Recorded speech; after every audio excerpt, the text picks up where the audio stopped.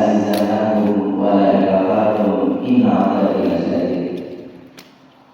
Wa qala aidan wa man ahsanu qawlan mimman da'a ila Allah wa 'amila shalihan wa qala innani minal muslimin. Bapak, Ibu, jamaah mushola Baitur Rahim Manggis Tirangkut rahimahullah. Pertama dan paling utama, mari kita senantiasa memanjatkan puja dan puji syukur kehadirat Allah Subhanahu wa Ta'ala yang pada kesempatan pagi hari ini diizinkan dengan wasilah kesehatan, kesempatan kita semua Bapak Ibu sekalian bisa hadir memenuhi panggilan Allah Subhanahu wa Ta'ala dalam rangka melaksanakan sebagian dari kewajiban bulan Ramadan Sani, tentunya dalam rangka untuk ta'aruf atau beribadah dan mendekatkan diri kita kepada Allah Subhanahu wa Ta'ala melalui salah satu kewajiban melaksanakan sholat subuh pada pagi hari ini, dan insya Allah dilanjutkan dengan majelis ilmu. Oleh karenanya tidak ada alasan untuk kita bersyukur atas segala nikmat yang pada pagi hari ini kita dapatkan dari Allah Subhanahu wa Ta'ala.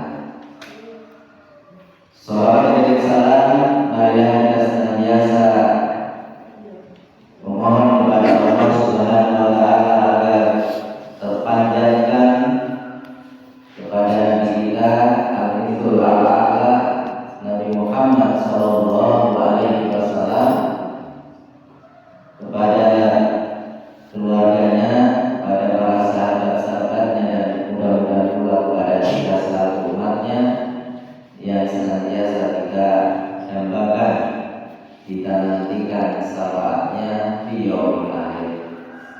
Semoga kita termasuk yang terpilih, terpilah mendapatkannya,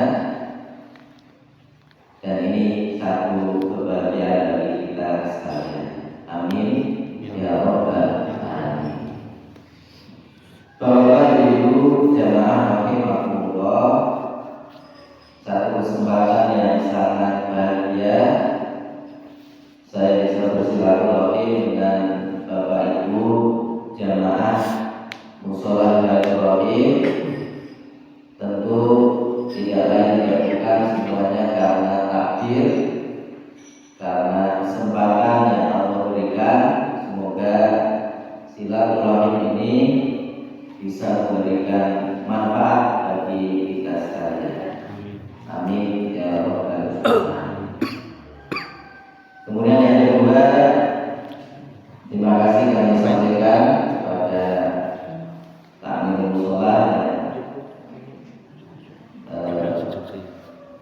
pada kesempatan kali ini melalui Ustaz Asmi kemarin WA untuk bersama-sama membersamai dalam ketegasan pada Ahad pagi 23 Juni 2024. Yang pertama, tentu Bapak Ibu sekalian, ini menjadi jalan amal bagi kita sekalian, sekaligus dalam rangka syiar Islam, sehingga kita bisa meningkatkan kadar keimanan dan ketakwaan kita melalui kegiatan-kegiatan di mushola Baitur Rahim ini. Bapak Ibu jamaah rahimahullah, ketika Nabi Sulaiman alaihissalam mendapatkan nikmat yang banyak, mendapatkan nikmat yang besar, beliau selalu ingat kepada Allah Subhanahu wa Ta'ala, Sang Maha dari segala maha. Diabadikan di dalam Al-Quran, hadza min fadli rabbi.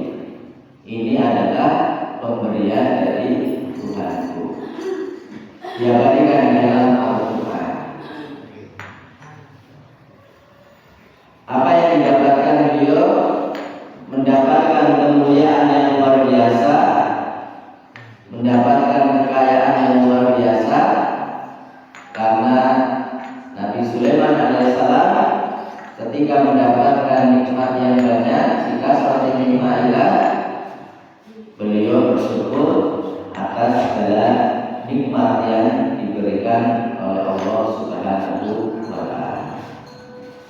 Inilah yang kemudian diikuti oleh para sholihin, oleh para muhsinin, dan tentu sebagaimana janji Allah Subhanahu wa Ta'ala, ketika seseorang hamba mendapatkan begitu banyak nikmat dari Allah Subhanahu wa Ta'ala, yang diminta bukan menghitung, karena la tusuha, tidak akan bisa menghitung segala nikmat yang didapatkan, baik yang bersifat lahir, yang bersifat batin, atau maupun keduanya, zahir wal batin.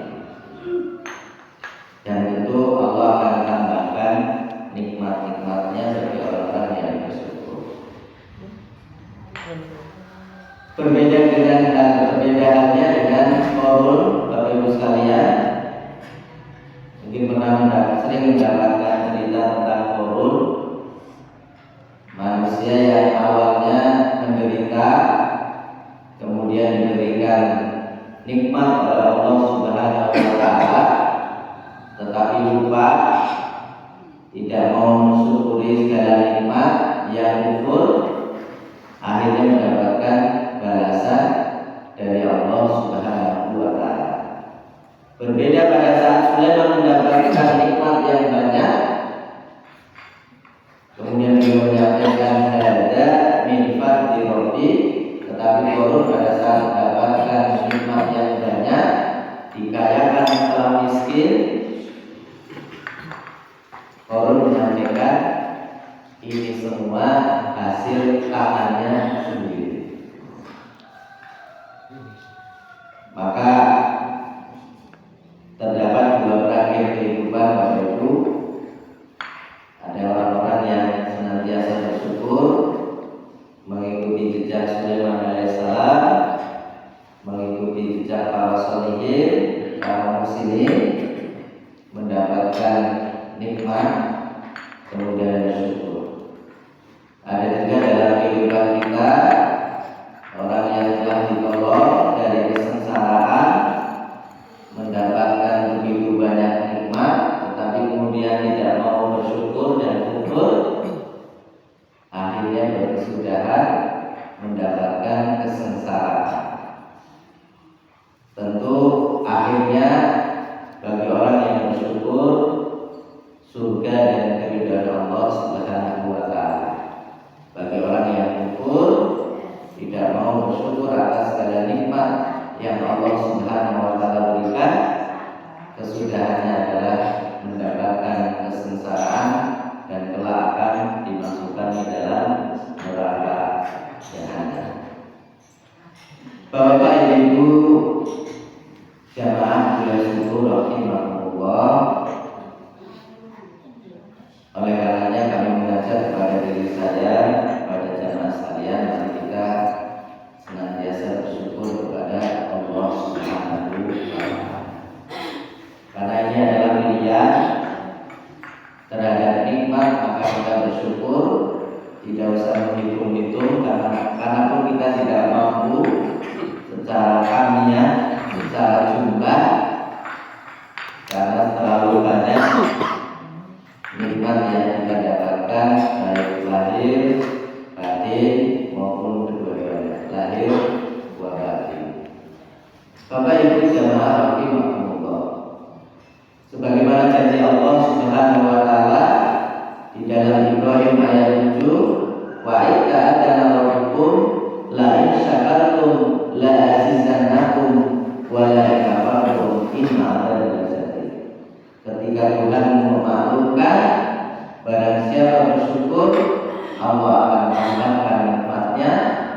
Barang siapa yang kufur, tidak mau bersyukur, inna adzabi lasyadid, sesungguhnya nikmat, sesungguhnya Jazakallahu amal putih. Mudah-mudahan Bapak Ibu hadir pula dengan sami melaksanakan ibadah bagian dari kewajiban kita semuanya dalam rangka taharus nikmat, ungkapan dari rasa syukur kita kepada Allah Subhanahu wa Ta'ala. Diijawantahkan dengan lisan kita alhamdulillah, dengan hati kita memantapkan meyakini semuanya dari Allah, rizqu minallah, dan kemudian kita lakukan dalam bentuk perbuatan dan ketaatan dumateng Allah Subhanahu wa Ta'ala. Menurut para ulama ada 3 rukun syukur agar syukur kita berkualitas. Yang pertama, at-ta'aruf, menyebut-nyebut terhadap nikmat yang Allah berikan, kita menyebut-nyebut. Ini rukun yang pertama, at-ta'aruf binikmat, ungkapan rasa syukur kita kepada Allah Subhanahu wa Ta'ala. Yang nomor kali, al-i'tiraf, mengingat-ingat bahwa semua yang kita dapatkan tidak lain tidak bukan rizqu minallah, rizki dari Allah Subhanahu wa Ta'ala. Kemudian yang ketiga, rukun syukur itu at-ta'ah, dengan adanya nikmat dados wasilah kangge kula lan panjenengan sami dalam rangka ta'abbud wa taqarrub, ibadah dan mendekatkan diri kula lan panjenengan sami dumateng Allah Subhanahu wa Ta'ala, maka muncul ketaatan dalam beribadah kepada Allah Subhanahu wa Ta'ala. Kalau syukur kita dilandaskan atas 3 itu, at-tahadus, al-i'tiraf, at-ta'at, maka kualitas syukur kita luar biasa. Sehingga sebagaimana janji Allah terhadap nikmat yang didapatkan kemudian hambaku bersyukur, maka akan mendapatkan tambahan nikmat saking Allah Subhanahu wa Ta'ala. Wa kula lan dengan sami belajar dari Sulaiman alaihissalam, nabi yang diberikan kemuliaan dengan kekayaan dan kerajaannya. Kita juga belajar dari nabi kita Khatamul Anbiya, Nabi Muhammad sallallahu alaihi wasallam. Dia juga luar biasa, maksum, dijamin oleh Allah Subhanahu wa Ta'ala masuk surga, tetapi tidak berhenti untuk selalu bersyukur, beribadah kepada Allah Subhanahu wa Ta'ala. Sampai istrinya Aisyah radhiyallahu anha menyampaikan bahwa pada saat beliau sangat rajin, beliau melakukan sholat sepanjang malam. Kemudian Aisyah menyampaikan jika telah dijamin masuk surga, apa yang beliau jawab, ya ini menjadi abdan syakur, menjadi hamba yang bersyukur. Ini luar biasanya Rasulullah Sallallahu Alaihi Wasallam. Di dalam surat Al-Kahfi ayat yang terakhir 110, Bapak Ibu juga bisa tadaburi bahwa Rasulullah itu manusia biasa. Anak basarun mislukum, aku ini, kata Rasul, adalah makhluk biasa seperti kalian. Anak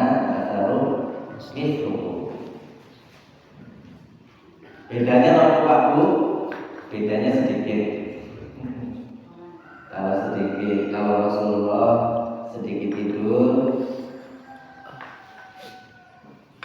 Pulau Langkahnya kami sedikit-sedikit tidur. Sampai pengajian itu Pak. Mau datang lagi Pak. Kalau Rasulullah sedikit marah, kita sedikit-sedikit marah.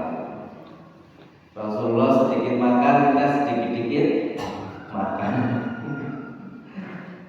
Jadi bedanya sedikit. Kalau Rasulullah sedikit-sedikit beramal, Pulau Langkahnya ini masih sedikit beramal. Kalau Rasulullah sedikit-sedikit beribadah, masih sedikit beribadah. Jadi bedanya masih sedikit juga. Beliau adalah manusia biasa. Saya membaca salah satu buku klasifikasi kandungan Al-Quran, ditulis oleh Al-Qurtubi.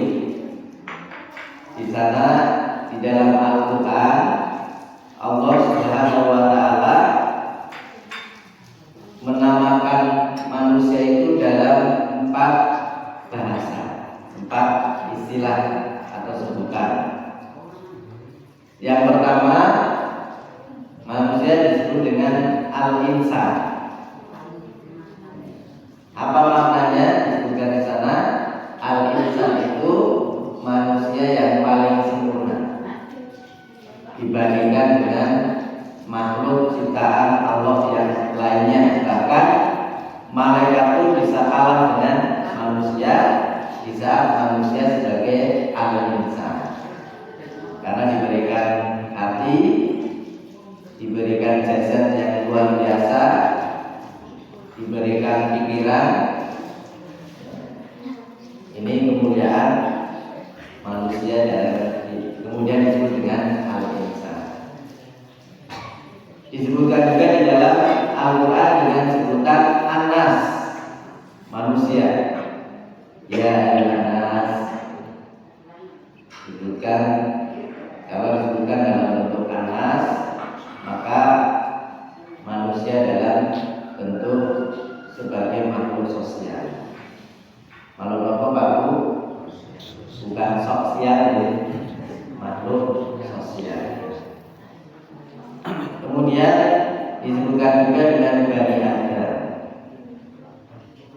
Yang keempat, al-basar, manusia ditinjau dari atau dalam tinjauan makhluk biologis. Maka dikaitkan dengan surat Al-Kahfi tadi 110, ana basarun mislukum, ya mislukum, ana basarun mislukum. Katakanlah ya Muhammad, aku ini manusia biasa seperti kalian, dalam bentuk al-basar, manusia biologis. Jadi Rasulullah juga makan dan minum. Monggo Bapak Ibu di depannya ada makan dan minum. Rasulullah juga makan, Rasulullah juga minum. Rasulullah pergi ke pasar, makanya ibunya pangkat pasar di ibu belanja. Kemudian Rasulullah juga punya istri, punya istri-istri. Kan di Al-Quran disebutkan ya, istri-istri Rasulullah. Jadi itu penyebutan manusia di dalam Al-Quran. Ada al-insan, ada Anas, ada Bani Adam, kemudian ada al-basar. Apa yang membedakan kita dengan Rasulullah Muhammad Fathul Anbiya? Di dalam Al-Kahfi ayat 110 disebutkan ana basarun mithlukum yuha. Bedanya yuha, Rasulullah mendapatkan wahyu dari Allah Subhanahu wa Ta'ala, pembawa risalah, Rasul pembawa risalah.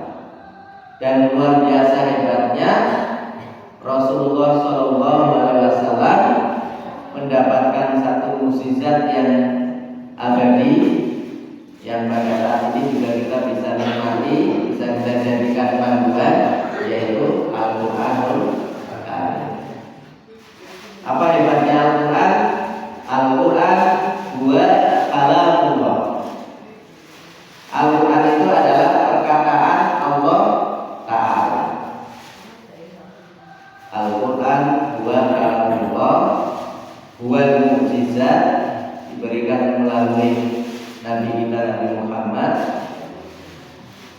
Wa kalamullah mukjizat. Al-Quran itu munazzalun ala qalbi Muhammad, diturunkan ke dalam dada Nabi Muhammad. Ini menambah keyakinan kula lan panjenengan sami bahwa Al-Quran itu benar adanya. Al-Quran itu adalah perkataan Allah Ta'ala, kalam. Bapak Ibu jamaah bulan syukur rahimahullah, ternyata makna kalamullah itu sangat luas.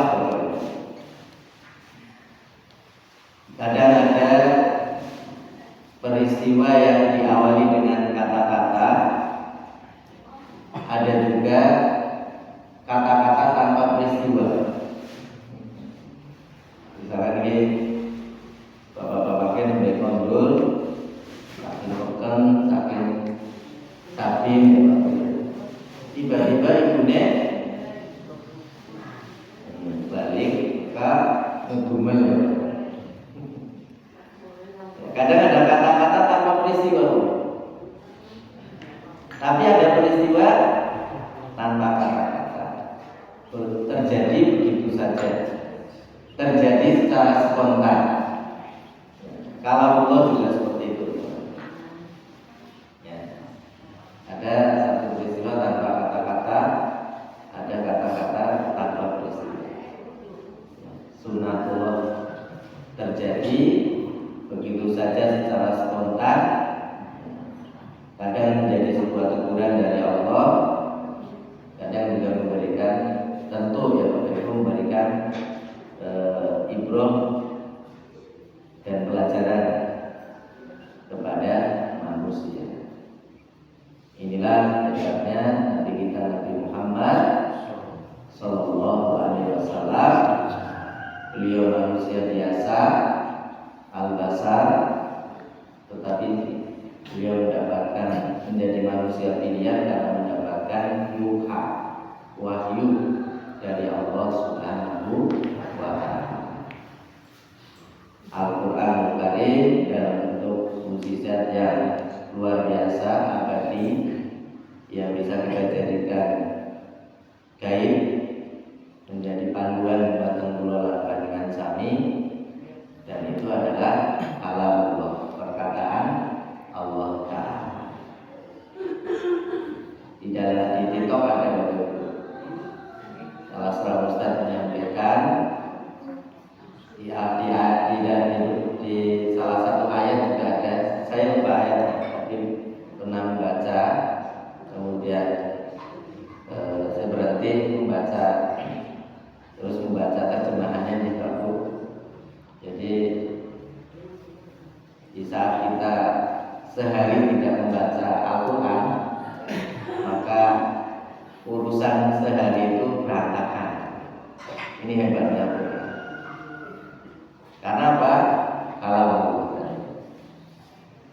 Kalau kita tidak ingin bicara dengan Allah melalui ayat-ayat Al-Quran, maka berarti kita tidak butuh. Dan seharian itu kita tidak diajak ngobrol dengan oleh Allah Subhanahu wa Ta'ala. Maka betul ada di salah satu ayat itu, kalau kita tidak membaca Al-Quran sehari itu, maka urusannya menjadi berantakan. Ini hebatnya Al-Quran. Suatu saat Rasulullah Shallallahu Alaihi Wasallam diceritakan pernah terhenti mendapatkan wahyu dari Allah Subhanahu wa Ta'ala. Berapa lama? Sekitar 14 hari. Dan salah satu diturunkannya Al-Quran secara berangsur-angsur dengan berbagai sarana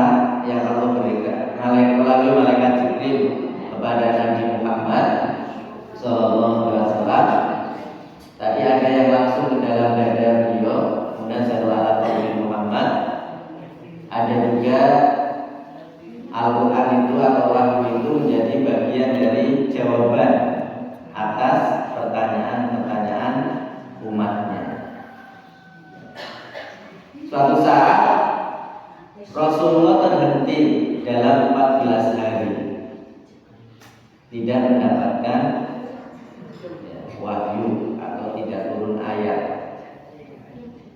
Pada peristiwa apa? Pada peristiwa suatu saat Rasulullah didatangi oleh 2 orang Quraisy. Yang 2 orang Quraisy ini sebelumnya datang ke orang pandai. Nanti kalau datang ke orang pintar gitu ya. Orang pintar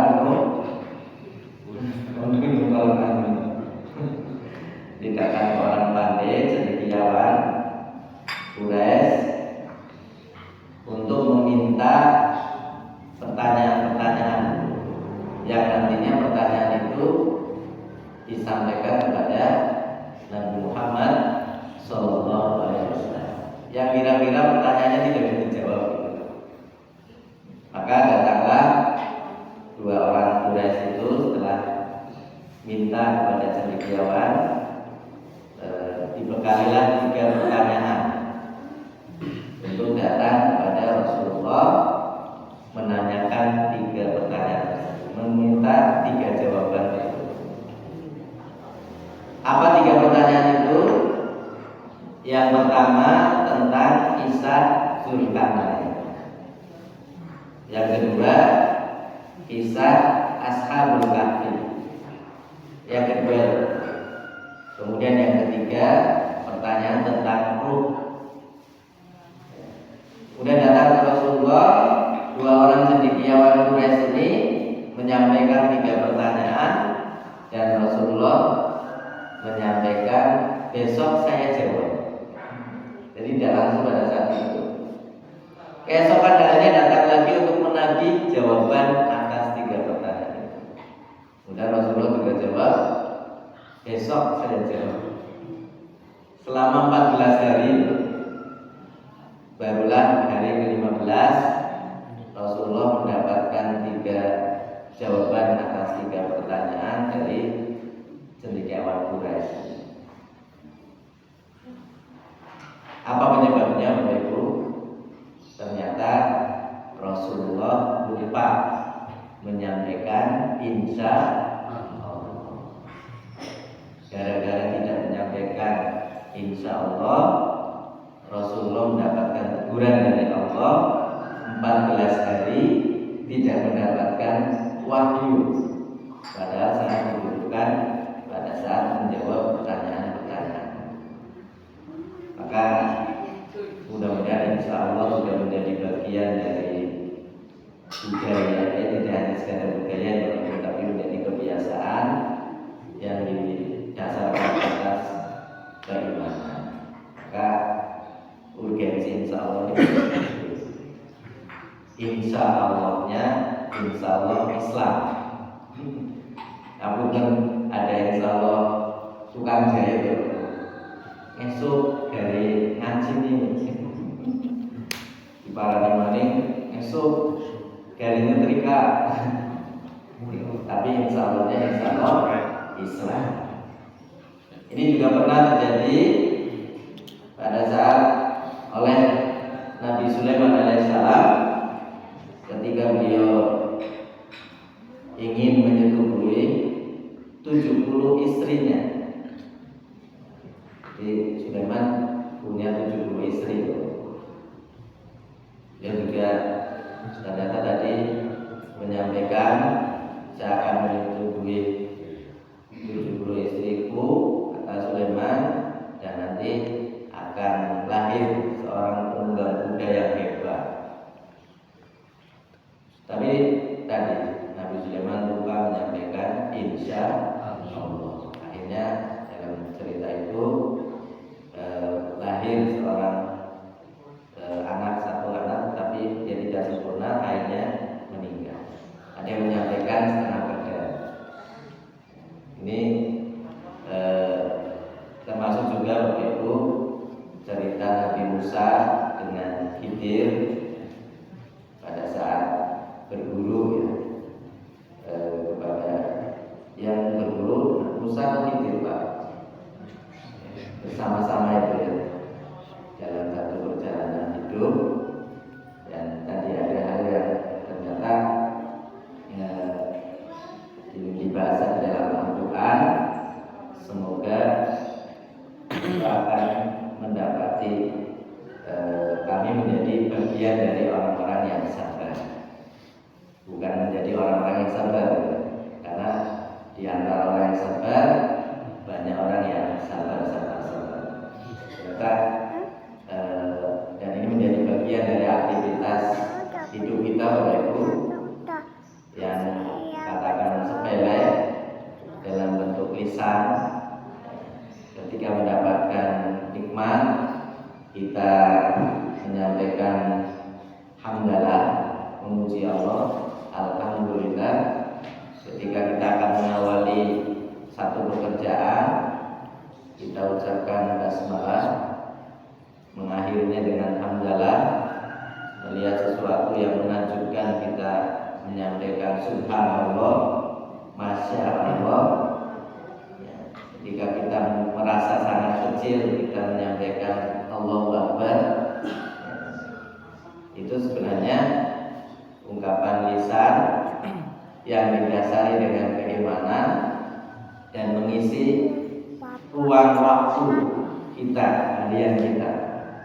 Di samping itu kita sholat, kita tilawah, membaca Al-Quran, kita bersedekah, kita berbuat baik, maka amalan lisan itu menjadi bagian yang tidak terpisah dalam rangka kita berhubungan dengan Allah Subhanahu wa Ta'ala, dalam rangka kuat usilah kita menguatkan hubungan kita dengan Allah Subhanahu wa Ta'ala. Bapak Ibu jamaah rahimahullah, pada pagi hari ini saya ingin mencoba minta dari Bapak Ibu salah satu di dalam saya baca salah satu buku ada 3 nasihat yang disampaikan oleh Ali bin Abi Thalib. Ini disebutkan di dalam Nasaihul Ibad oleh Imam Nawawi Imam Al-Bantani tentang 3 nasihat yang pernah disampaikan oleh Ali bin Abi Thalib, keponakan Rasulullah dan salah satu dari orang yang pertama masuk Islam dari kalangan pemuda. Tentu siapapun orangnya, nasihat ini akan sangat dibutuhkan. Maka di dalam salah satu hadis, ad-dinu nasihat, agama itu adalah nasihat. Qulna liman, untuk siapa? Qala lillahi wa li kitabihi wa li rasulihi wa li a'immatihi muslimin wa ammatu. Jadi nasihat itu sangat baik. Bagaimana agama ini juga nasihat.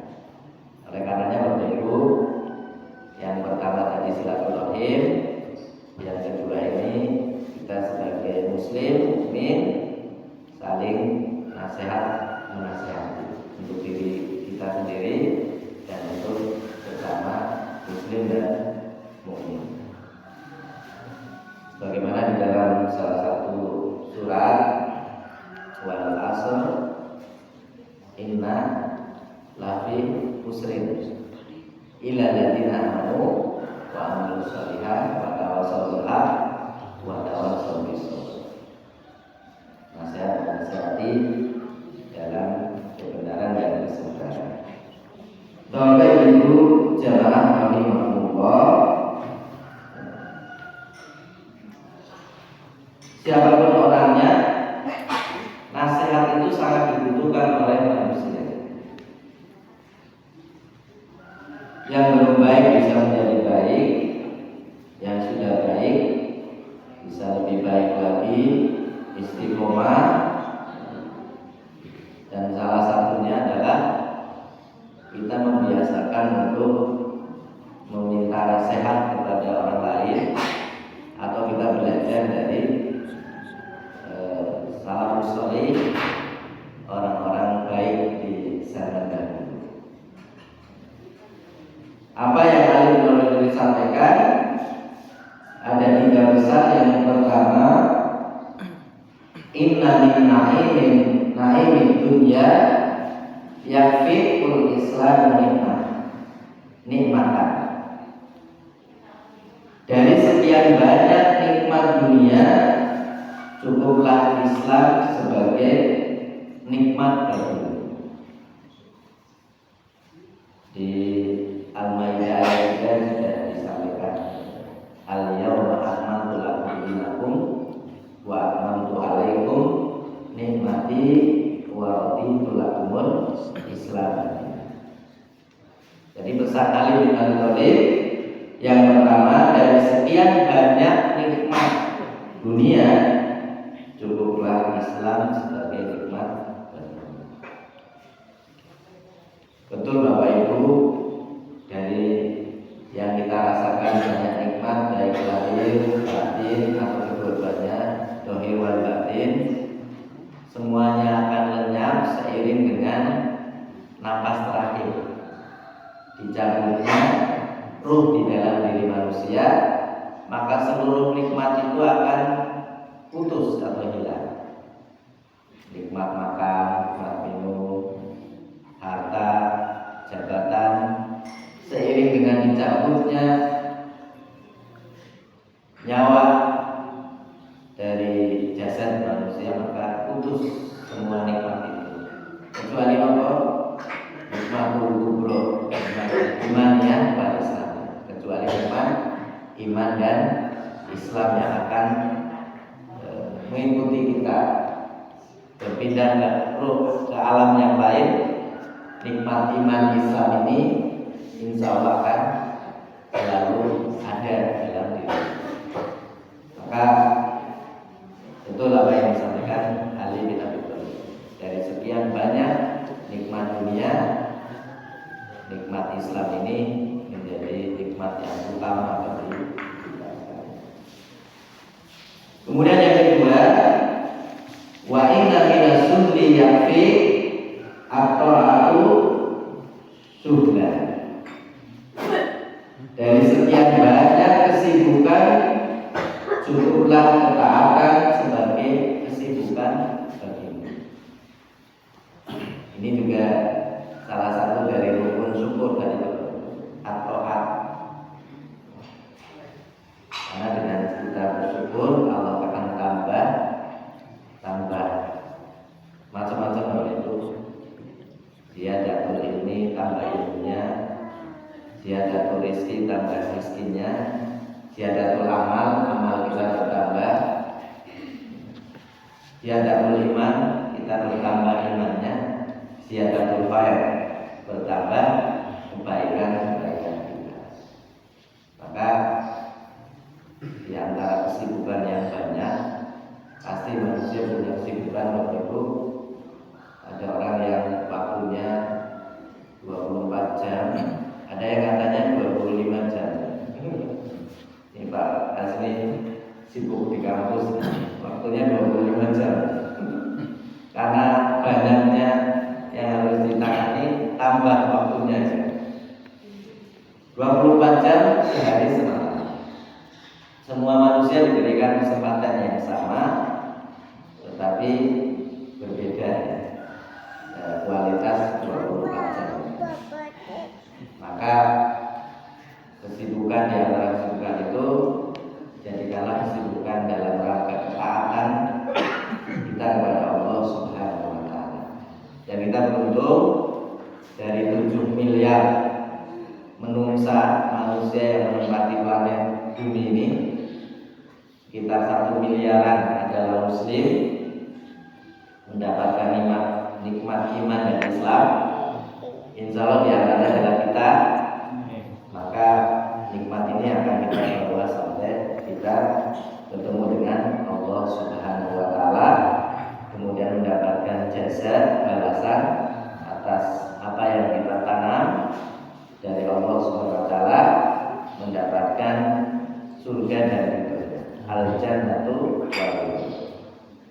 Bapak Ibu jamaah pada syukur rahimahullah. Kemudian yang ketiga, wa inna minal ibrati yakfikal maut ibratan. Dari sekian banyak pelajaran, cukuplah kematian sebagai pelajaran bagi ibu. Ngomong-ngomong ini lari-lari pelajar tentang sekolah, kata pelajarannya pula.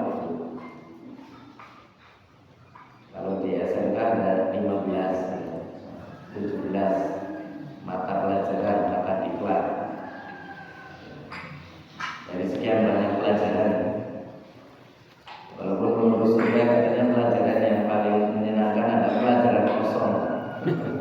Jangan kosong. Bukan matematika, bukan bahasa Inggris, tapi jangan kosong.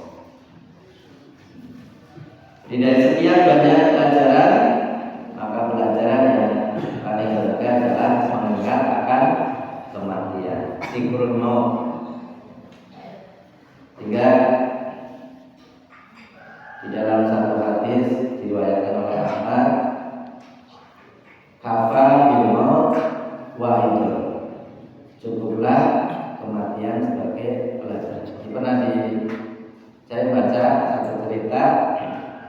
Suatu saat seorang raja itu membuat sayembara, buatkan satu cincin untuk raja.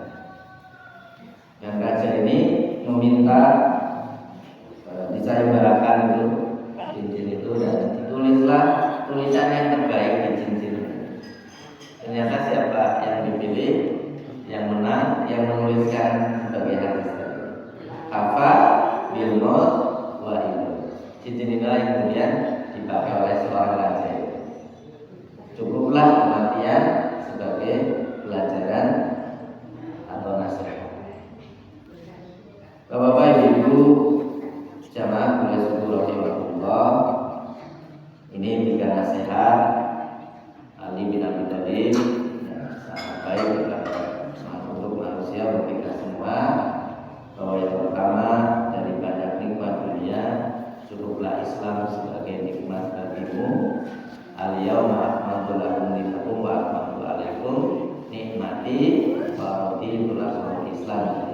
Telah sempurna Islam, dan ini akan mengantarkan kita di saat nikmat-nikmat yang lain terputus seiring dengan dicabutnya nyawa, tapi insya Allah iman dan Islam akan sampai dan mengantarkan kita ke surga Allah Subhanahu wa Ta'ala. Dari sekian banyak kesibukan, semoga ketaatan adalah kesibukan bagi kita, karena kita hidup tidak lain tidak bukan dalam rangka ibadah yang tahu wa ma khalaqtul jinna wal insa illa liya'budun. Ayat 56. Tidak lain tidak bukan untuk beribadah pada Allah Subhanahu wa Ta'ala. Pelajaran yang baik adalah pelajaran akan kematian, sikrul maut, untuk kita ingat selalu pada Allah Subhanahu wa Ta'ala. Demikian Bapak Ibu yang bisa kami sampaikan. Sepanjang di Pak ini kalau pada bulan kiranya cukup. Mudah-mudahan Bapak Ibu kita senantiasa diberikan bimbingan oleh Allah Subhanahu wa Ta'ala. Amin. Ada perintah Allah, sami'na wa ata'na. Jangan seperti orang kafir, sami'na wa ata'na. Saya dengar dan saya tapi juga jangan seperti orang munafik, sami'na wa pikir-pikir. Saya dengar, saya pikir-pikir. Kalau menguntungkan saya jalani, kalau merugikan saya tinggal. Bukan itu ya, tapi sami'na wa dalam rangka mendekatkan diri kita kepada Allah Subhanahu wa Ta'ala. Demikian Bapak Ibu, kalau ada hal yang baik kita lain atas bimbingan hidayah Allah Subhanahu wa Ta'ala. Kalau ada hal yang hilaf salah dari diri saya pribadi sebagai makhluk kasar, bukan makhluk halus. Kalau makhluk halus nanti mungkin ya. Belum